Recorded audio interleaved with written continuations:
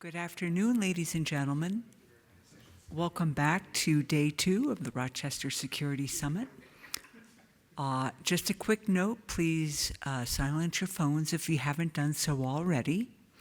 Also, I'd like to give a big shout out to the many vendors and sponsors we have at the conference. They've certainly made for a splendid affair here. That being said, I'd like to introduce our speaker. Sir? Jim Keeler? I'm sorry, Jim Keeler.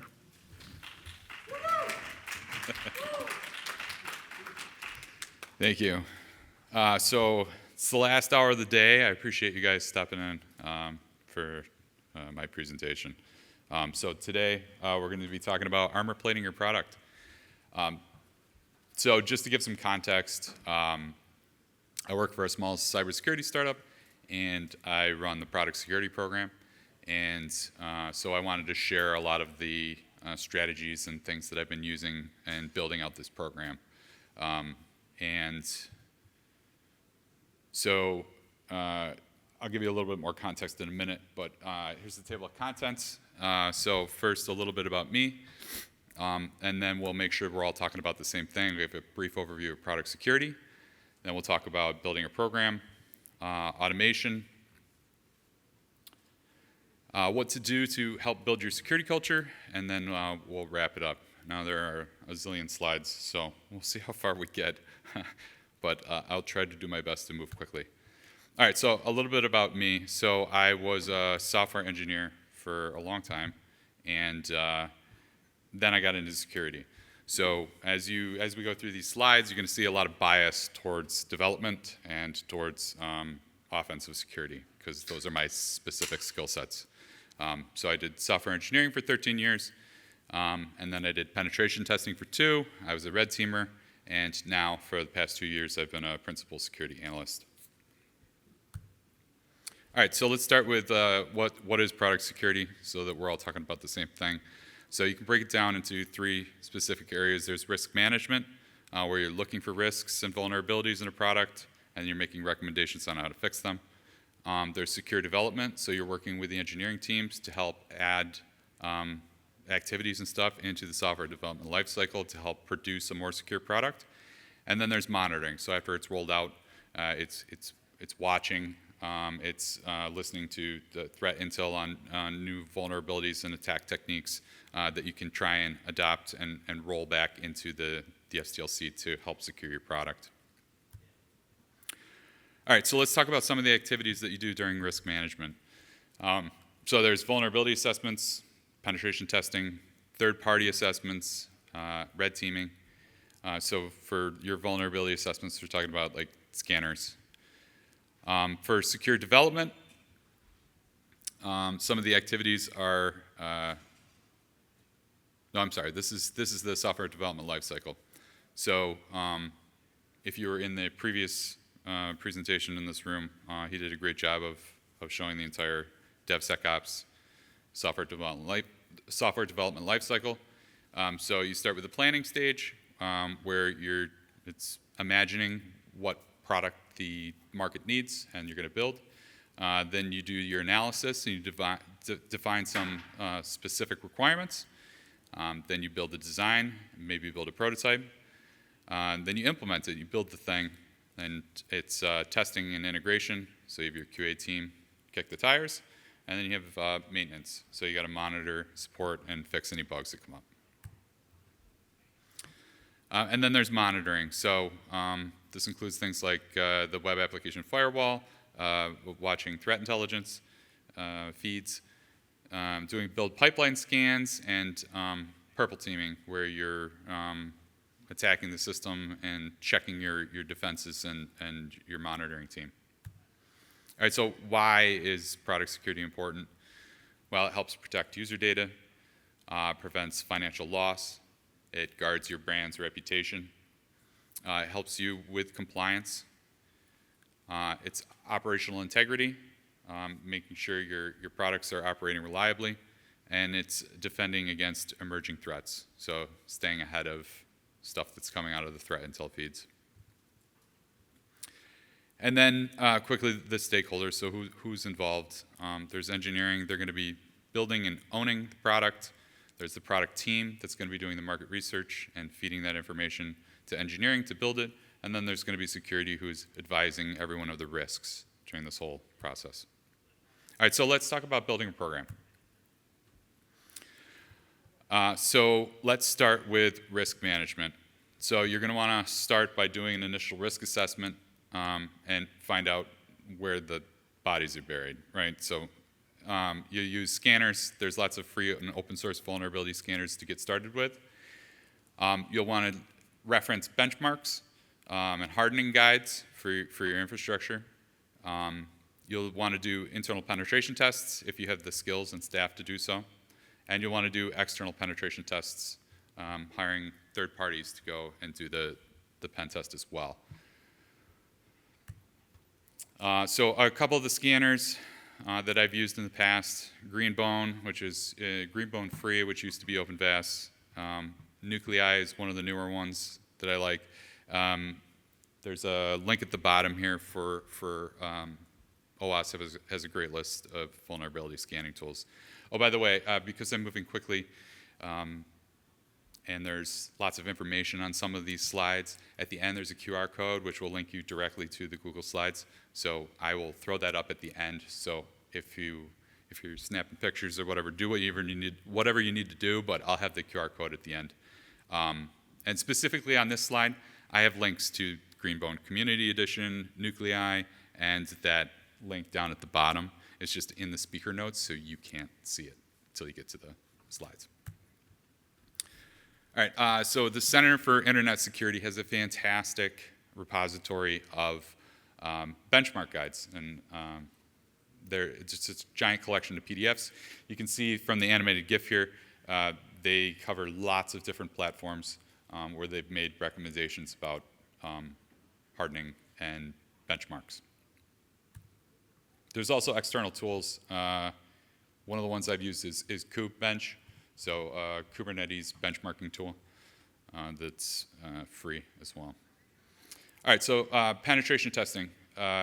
So you have internal and external, and the difference between them is if you're doing an internal pen test, it's your own staff, right? So they'll have more domain knowledge, and they also have access to experts and resources like the code itself. A lot of times, some companies don't like handing that over to anyone, which makes the testing a little more difficult. And so as far as external pen testing goes, you can leverage skill sets that you don't have in-house. So maybe you're missing cloud or mobile skill sets where your in-house person is good at web application security. Okay, so next we're going to talk about designing a security framework. I have some notes here, but I think I'm going to cover them in the slides, so I'm just going to skip that.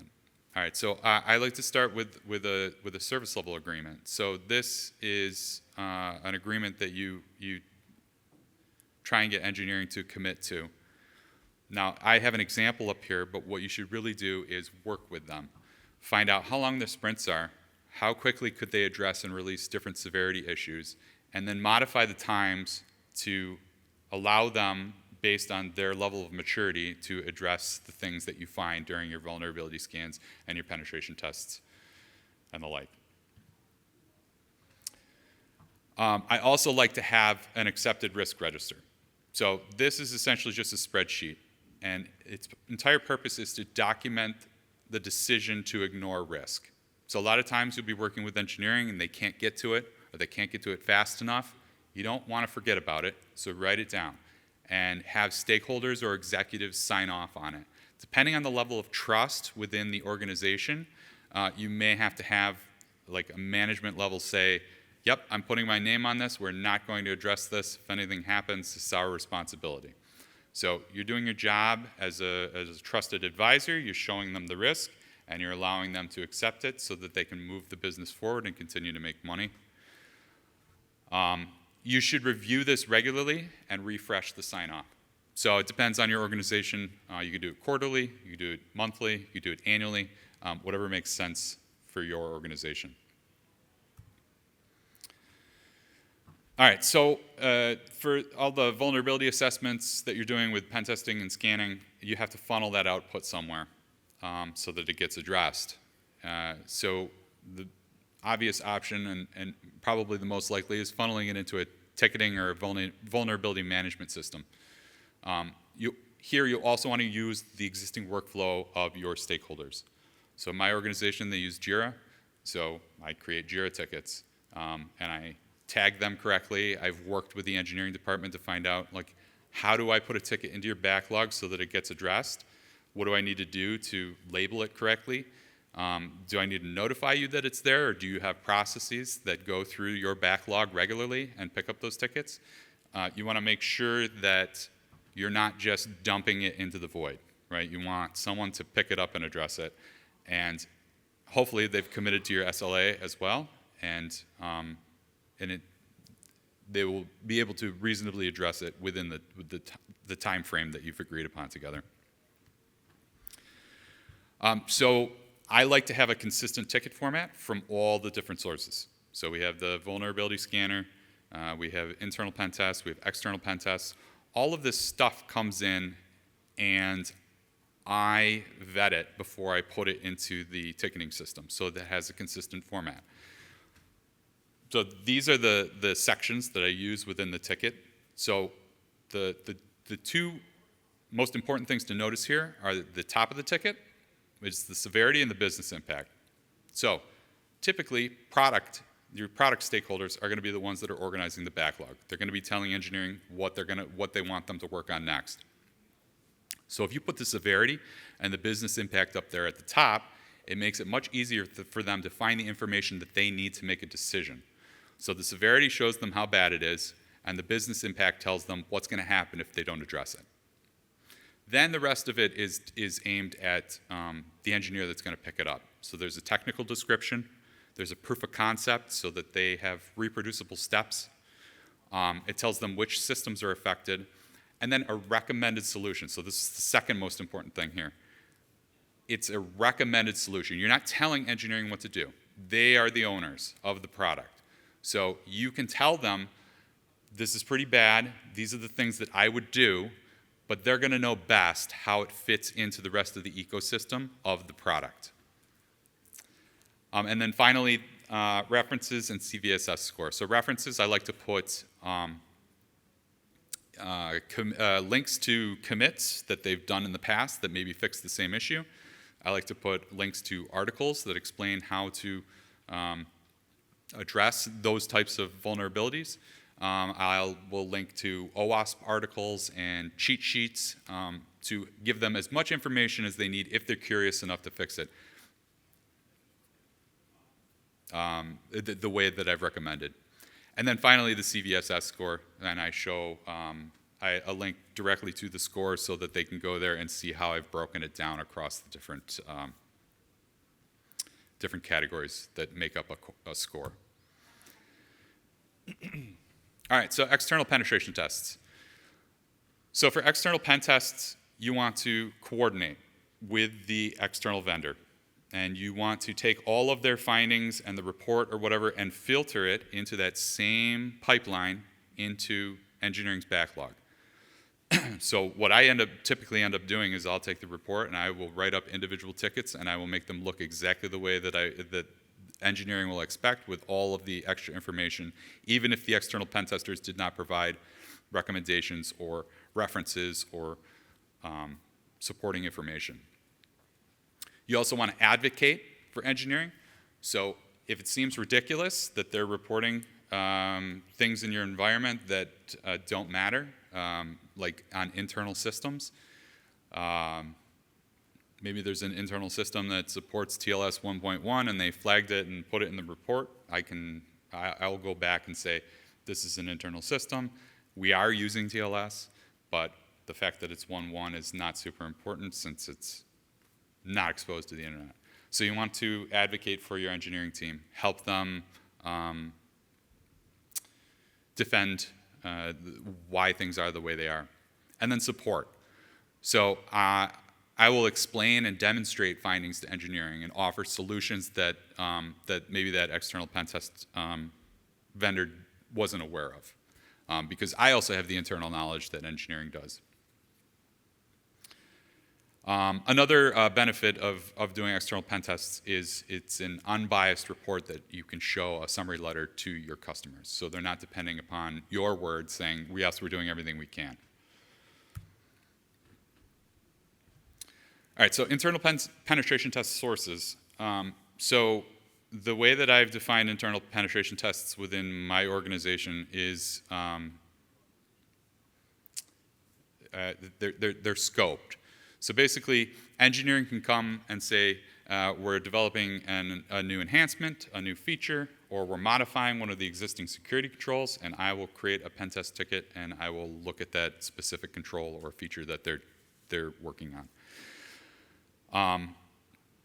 Another way that we generate penetration tests is from threat intelligence. So if there's a new technique, a new attack technique, a new blog that like Black Hills just came out with, for example, there was a WebSocket hijacking thing, and my company uses WebSocket technology.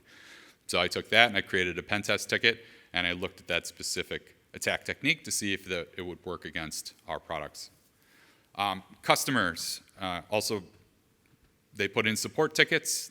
We also have a vulnerability disclosure email, so we get that stuff from customers. They may not realize they're generating an internal penetration test, but that's what ends up happening. I'll take their input and I'll create a penetration test ticket to look into their specific concern. Researchers, they come in through the vulnerability disclosure, and then recurring pen tests.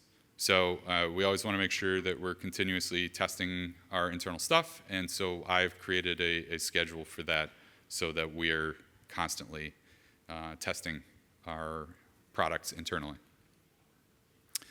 All right, real quickly, the test ticket format that I use, it should be self-contained. So whether it's myself or another internal pen tester, as soon as we get the pen test ticket, they're always structured the same. There's a start and end date. There's a checklist of all the things that need to be done before it starts. That includes like setting up your testing tools,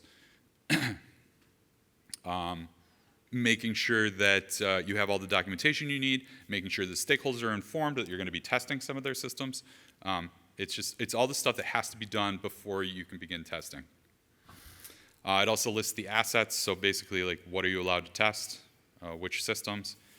Objectives, so like you saw here, depending on how I scope my pen test, those objectives are going to outline, okay, is this a feature we're going to test? Are we just going to look for vulnerabilities in this specific feature? Or are we doing like a full API test? Or are we doing a mobile app test?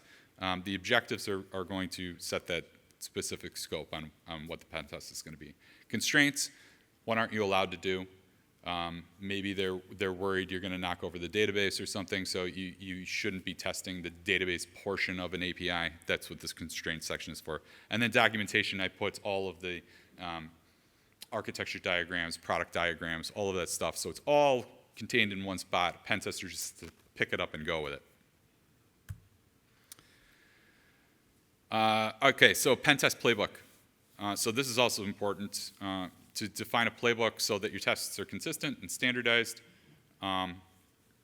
It should have information about how to define scope, the rules of engagement, pre-engagement activities like obtaining permission, gathering information, setting up tools, testing methodologies, so recon, vulnerability assessment, exploitation, post-exploitation, and then reporting requirements, so the format and the content of the test findings. So we already talked about that. That's that single format ticket that I have, and then post-engagement activities. So how do you let the stakeholders know that they have vulnerabilities that need to be fixed? Share your findings and recommendations, and then track the remediation and do retesting for them to make sure that they actually fixed it. All right, so scope definition. This is the one meme that I have in my presentation. So if you've never seen this episode of Malcolm in the Middle, I believe this is called yak shaving. And basically, Hal gets home and notices that the light bulb is not working. So he's flipping the switch. So he goes to grab a light bulb, and he's checking the light bulb. Goes to grab a new light bulb, the shelf's broken. So now he's going to go grab a screwdriver to fix it, and the drawer is squeaking. So he grabs some WD-40 and the can is empty. So then he goes and gets in his car, and the car is making a weird noise. Then his wife gets home, asks him why he doesn't fix the light bulb, and he's underneath the car, and he says, "What the hell do you think I'm doing?" So this is why scope is important. So when you define scope, it makes sure that you don't yak shave. You don't start digging down rabbit holes. You don't start wandering off and doing stuff that's outside the scope of what you wanted to accomplish in the first place. So your scope should contain objectives like identifying vulnerabilities or testing a specific security control or assessing the effectiveness of incident response procedures. You should also list constraints, so regulatory requirements, budgetary constraints, operational limitations, legal considerations, and then assets. So are you testing networks, servers, applications, databases, other systems or devices? What I've actually done is created predefined scopes. So what I did was I took all of our assets and grouped them logically. So like public footprint or a web app or a mobile app or API. And then I tried to break them into similar sizes. And then I documented them as templates. And then what you can do is you can rank your scopes by risk and release activity and make a schedule. And so back to a couple slides with that recurring internal pen tests. They're based on these predefined scopes that I can now schedule. Okay, how are we doing? 24 minutes. All right, this is another big one. So let's talk about secure development now. So this draws on my experience as a developer. So these are the activities, some of the activities that you can do to help enhance the software development lifecycle. So we have design reviews, threat modeling, code reviews, system baselines, coding standards, CI/CD checks. There's a lot of work and a lot of things that you can do within the software development lifecycle. So before I start delving into each one of these, I want to talk about what I've created at my company called the Application Security Portal. So what I've done is we have a wiki, and I've created this portal, and it's a central location for documentation and resources. So it contains process documentation, so those ticket templates that I showed before. It contains the findings process. So when a vulnerability assessment or a penetration test finds vulnerabilities, what happens? How do they get into JIRA, and how are they labeled correctly? So I talked about how I had negotiated it with engineering originally. It's all documented in the portal. The risk register that we talked about and the SLAs, those are also in there. Links to training. So I've recorded some training for our developers, and the videos and everything is all in the portal there, immediately available for them to access. I also wrote up pages specifically about vulnerability classes. Now, it's easy to start with the OWASP top 10, so that's what I did. I wrote vulnerability class pages. So you might be asking yourself, well, why don't you just send them the link to OWASP? So yes, I do. They're at the bottom of the page. But the reason that I've created this developer portal is it's highly customized to our tech stack and our culture. And it contains links to our documentation and our commits, and it is much more relevant than reading sort of broad, generalized descriptions of these types of vulnerabilities. And so I do that because I think it's more effective when it's in your own backyard and you understand it. And then secure coding standards.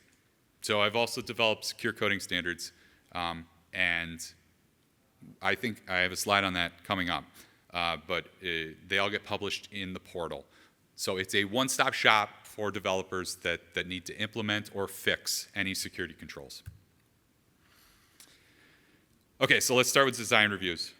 So for this, you want to find the existing engineering process and then ask to be included. So how do they do their designs? Do they write it on a napkin, or do they sit down and they talk about it, and they document any of it? Ask if you can come. Sit in, listen to them, and try and figure out how you can ask risk questions into the discussions that they're already having. So point out the risks, cite your secure coding standards and your security policies right there during the design process. Threat modeling. So again, work with engineering. Find an appropriate time during the development lifecycle that you can add your threat modeling. Ideally, it should be further to the left, right, during the design. Make sure you include a variety of stakeholders, because diversity is extremely important. You get a lot of different views, and they will have different opinions on what is risky and what isn't, and it provides great input. And then work with engineering to determine how they want the output fed back into the SDLC. So I have, yeah, okay. So we're going to have a mini crash course in threat modeling here. You start by collecting diagrams. You need architecture, data flow, or mock-ups, anything, right? And then review them with the group so everyone has a shared understanding of how the system works. They don't need to be overcomplicated. The shared understanding is the key piece, right? You want everyone sitting there to understand what you have and how it works to a certain extent, and then you have them start coming up with risks. You should always have a subject matter expert there so that they can ask questions for clarity. So once you have your diagrams and you've reviewed it with the group, all you need now is a spreadsheet. On your spreadsheet, you're going to have a risk category, an asset type, risk summary, and mitigating controls. So basically, you just want to have the conversation. You want to look at this chart with the group that everyone now understands, and you want to talk through how it works, and you want to just start asking questions. Well, what if this happened? What if this happened? What if this horrible thing that's not supposed to happen happens? And you want to document it. And so basically, this is just a history of what you've discussed.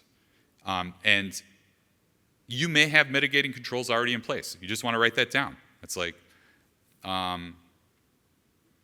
what if someone's brute forcing our login page? Well, we have a web application firewall, and it will block requests after 15 within 10 minutes. Great, that's a mitigating control. Write it down so that you can show that you talked about it, and then there's a control in place. Once you've gone through all the stuff that doesn't have mitigating controls, you're going to want to talk about, well, how do we fix this? And then create tickets afterwards, or whatever process your engineering department prefers. Now, to drive that conversation, because not everyone is a threat modeling master, and not everyone is used to thinking about risks within software systems. I use OWASP Cornucopia. I work for a remote team. If you go to copy.owasp.org, you can play for free. It uses WebSockets or something like that. People can connect. And basically, I'm not super interested in the card game, but the cards are what matter. So each person gets dealt a set of cards, and it talks about risks. And their job is to then read those cards and see if they can figure out how that risk applies to the diagram. Produces fantastic conversations from people you never thought knew anything about risk. And they may not even know truly the underlying problem, but they have an idea of what could go wrong with the system, and that's what you want. And that's what you want to pull out and help them develop with the group, and then write it down and document it on your spreadsheet.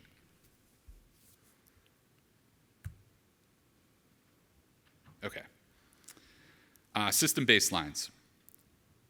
So the benchmarks that I talked about earlier will help with this immensely. But you want to document secure configurations as standards. So you want to write down like recommended dependencies or packages. Maybe tell them that they should be using distro-less containers if you're containerized, and hardened configurations. Write it all down, put it in the developer portal, point them to it whenever it comes up. CI/CD checks. So this includes secret scanning, static application security testing, so static scanning, software composition analysis, so you're looking to make sure that you're compliant with licenses, that you're not using vulnerable dependencies. And you should be, whatever tools you choose for this, you should be able to write custom rules.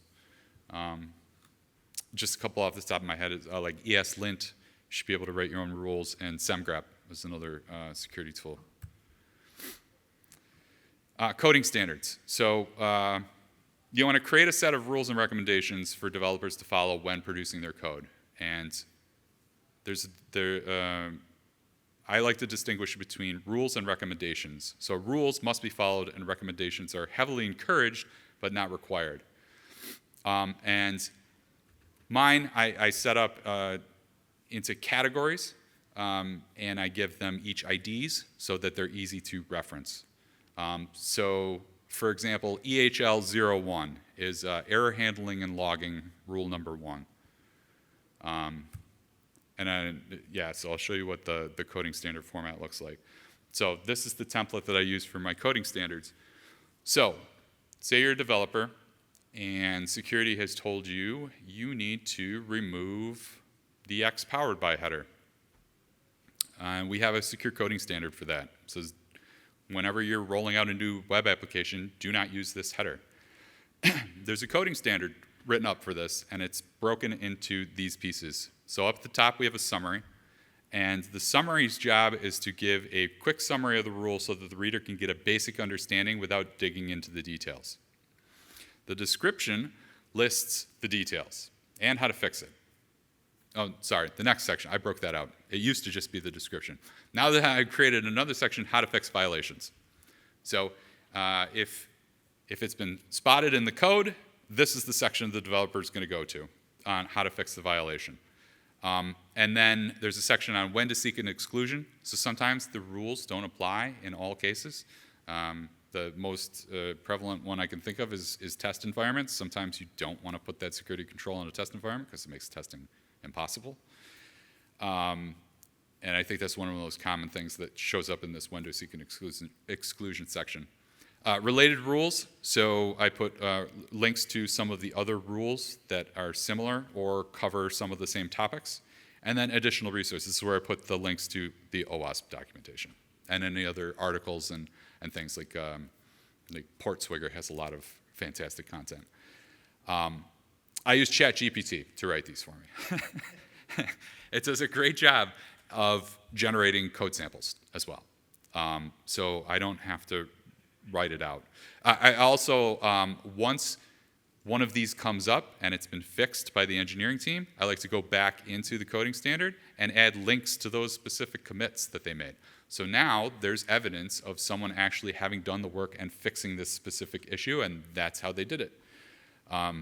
So it's the one-stop shop for a developer. Like, there should be no excuses for why they can't fix something and fix it quickly, because they have everything right there in the portal for them.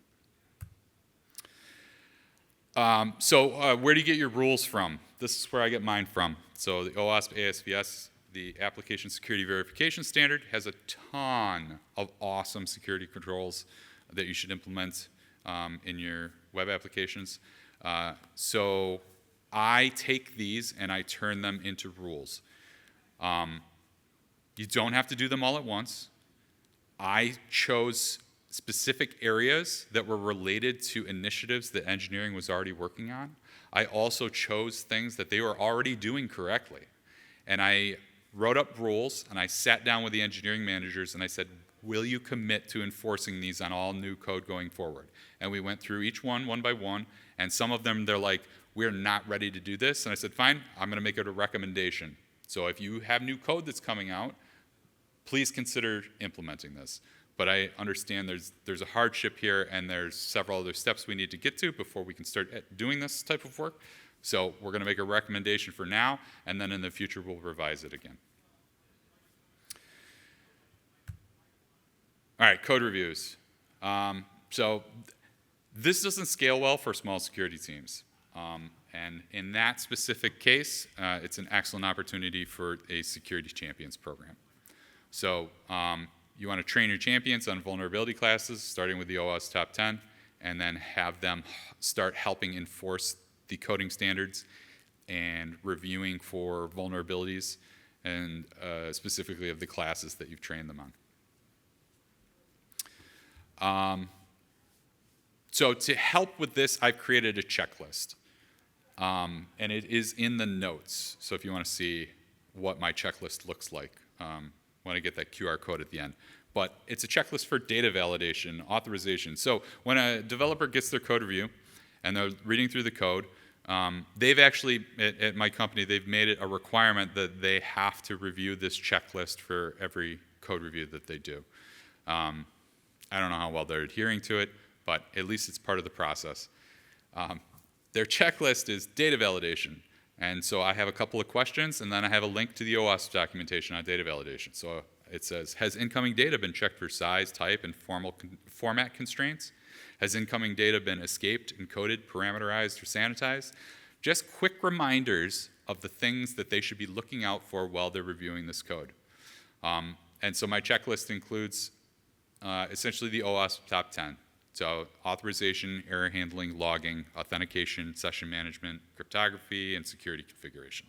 And I have very simple questions for each one of those to help remind them, oh, that's what that vulnerability class is. Let me look at the code again. All right, monitoring.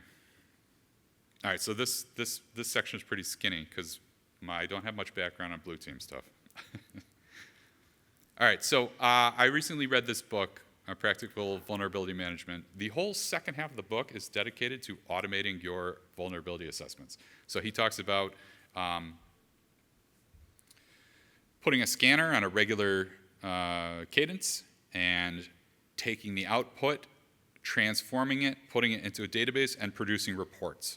So if you want to learn more about how to automate a regular vulnerability assessment cycle, fantastic book. All right, so some of the activities you can do for monitoring is the web application firewall, log metrics, using a SIM, and attack surface monitoring. So for the web application firewall, you want to work with engineering to implement it. Start, and this is hard, turn everything on high, and then slowly tune it to massage it so that it understands your data and it stops producing false positives. This is an ongoing process, and I work specifically with our DevOps team to make sure that we're constantly tweaking and reducing the number of false positives that customers encounter. Log metrics. Use your logs to write custom alerts. So some of the easy ones to implement right off the bat is login brute force. So you have an endpoint where your customers are logging in.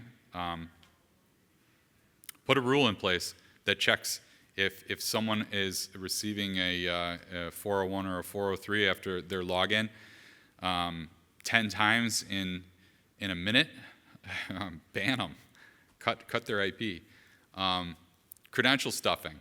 So if you can trend across that specific route, if multiple IPs are failing out over a specific threshold, put an alert in place, because you're going to have to do something to, I don't know, kick those IPs off or ban ranges or something. User enumeration. So if you have a two-step login where you type with Microsoft, you type in your email address and they have to figure out whether they can just log you in or they have to direct you to the federated SSO. That's an opportunity for user enumeration. So what you can do is put a rule in place. If someone is hammering that endpoint, looking for whether usernames are valid or not, ban the IP.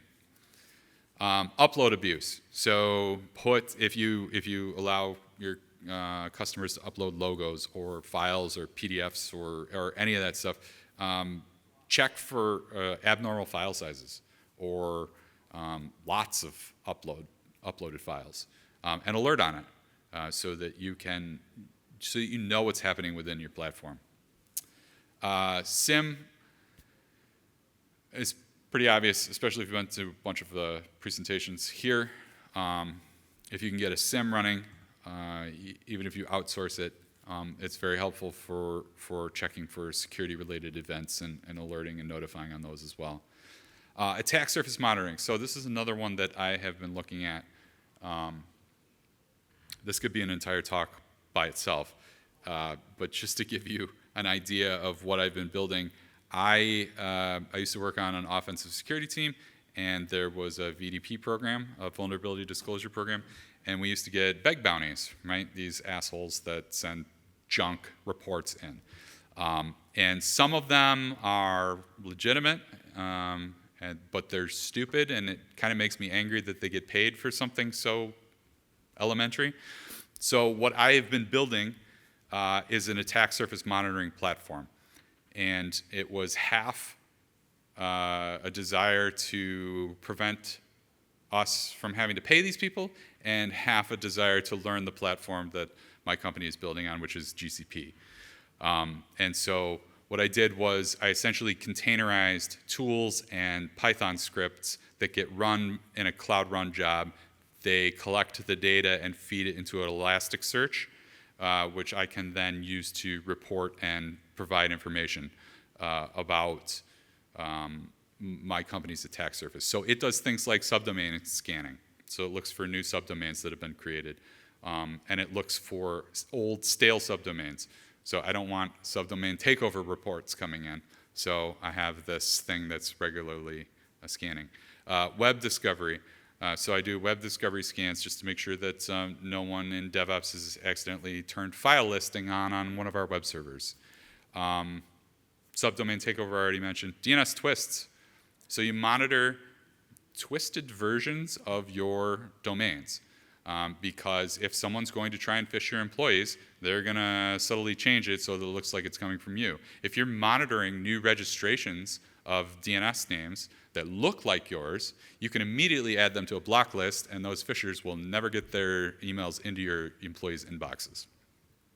So these are the kinds of things that I'm trying to build into this attack surface monitoring platform. Custom tests, too. So I mentioned nuclei before. You can write custom tests in nuclei, so I'm planning on writing specific tests in nuclei that perform scans against our APIs and web infrastructure, looking for expected configurations. And if that configuration changes, it notifies us.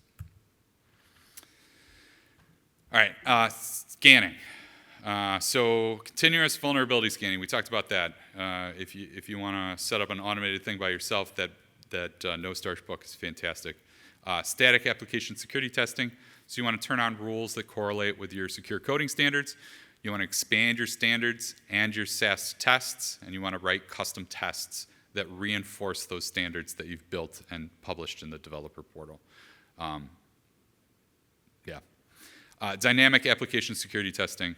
So you want to scan deployed environments and write custom tests for those as well. And software composition analysis. So you want to scan for dependencies that may have newly discovered vulnerabilities. And you want to make sure that your developers aren't choosing packages that violate licensing compliance.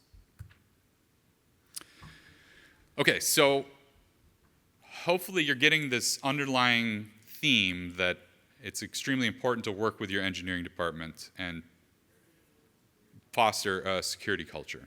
So if you're open and you work well with them and you're accommodating and you support them and you advocate for them, you should be developing a great relationship. And so other ways that you can continue to build upon that would be training. So build your own training or buy your own training to help your developers understand those vulnerability classes. So when they're writing code, they're thinking about the risks. Because as a developer, having been a developer, like you are trying to ship the next feature to make product happy, because then they're just going to ask for the next thing and the next thing and the next thing. So once you have this security culture, then they're just thinking about it naturally while they're working. And if you have specific people, and they'll make themselves known because they'll be very interested in what you have to say, you can make them security champions. So have them help you, find allies. And internal blogs. So I had a lot of questions when I first started at my company on why information disclosure was so bad. And this was one of the most shocking things for me personally in my transition from a developer into offensive security. When I was a developer, it's like, yes, there's an X powered by header and it says Express in it, right? Who cares? Well, when you get into penetration testing, reconnaissance is the first step in pen testing, and gathering all that information provides a lot of useful data for figuring out all of the different ways that you can attack the system. And so I wrote a blog post to give them several examples from my past history of when information disclosure had provided me the information that I needed to get into a system. And I gave several different examples, some including like leaked IDs. So like if you were in the web application and you saw some IDs that they're not displayed on the screen, but they come in with the data that gets returned, those IDs can then be used somewhere else in the system on a different endpoint. And the developers don't think, oh, I mean, the ID's not returned, so they're not going to know what it is. It's like, no, well, in this completely separate area of the application, you can get that data. So internal blog posts can help highlight some of those things that are difficult for them to understand. Competitions. I've run CTF competitions internally. You may, I don't know, several years ago I ran a competition here at RSS using Juice Shop as like a CTF for developers to learn more about how hackers break into web applications. So having them hands-on, learning about it, discovering it, seeing it in action is extremely helpful. And public phishing channels. So at my previous company, there was a channel where a lot of people in the company would post, I think it was the general channel on Slack. Whenever someone would try to get phished, they would post it and then insult the phisher and how poorly it was done. And I loved this idea because you get to make fun of phishing emails and show how stupid they are, but at the same time, everyone's piling on and contributing and, oh, I got this, and I got this, and oh, I've seen this before, but they're specifically pointing out the parts of the phish that were bad, that are terrible, and now people are understanding, oh, these are the things that you're supposed to look for to help you determine whether it's a phish or not. So finding opportunities like this to help educate while making it fun, I think are extremely important and contribute to the security culture. We're almost done, right? Yeah. All right, so wrapping up. There's tons more to do. You can do bug bounty or vulnerability disclosure program. You can add more automation. My approach is to do everything manually and teach them how painful it is, and then start integrating tools and helping them configure it and helping them streamline and accelerate the development flow. And then you just want to continue to develop and build on the structures that you've put in place. So adding more content to that developer portal. All right, so I think we're out of time, but this is how you can connect with me if you have more questions. There's a QR code which will take you directly to these slides.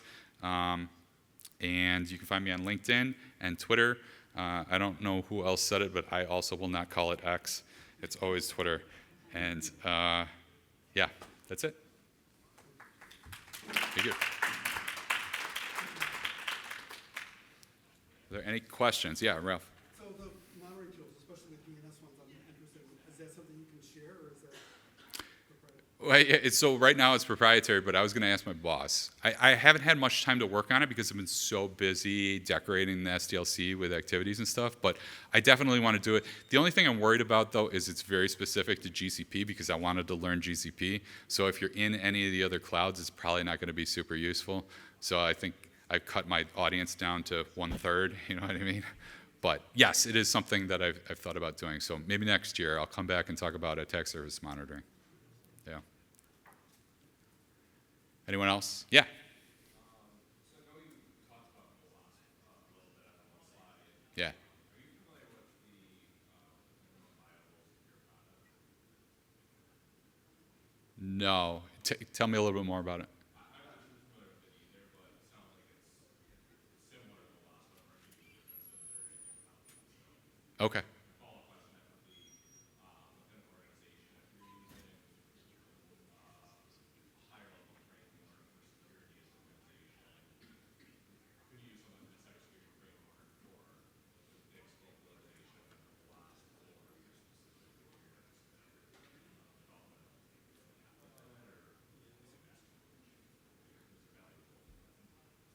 All right, let me see if I understand your question. Are you asking, can you, in conjunction with everything I talked about, use a security framework on top of it? Yes.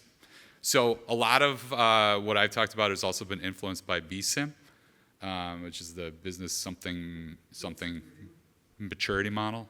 Yeah. And what they do is they collect a lot of information from different companies' security programs, and then they rank it into levels, and they find out who's, like, level 1, everybody's doing it. Level 2, there's a certain number of businesses, like a medium number of businesses that are doing it, and level 3 is like the top tier, cream of the crop, this is what these people are doing. It's a great framework to get a lot of ideas from and start there. And the ASVS is another one. There's OpenSAM. OpenSAM's another one from OWASP. So OpenSAM, BSIM, then there's NIST, and there's a whole bunch of other frameworks. I like BSIM. I'm familiar with BSIM. OpenSAM, I've also heard good things about. But yeah, I would start there. And you'll find that a lot of the stuff I discussed aligns with the frameworks. Yeah. All right, I won't hold you guys here any longer. Thank you very much for spending your last hour with me.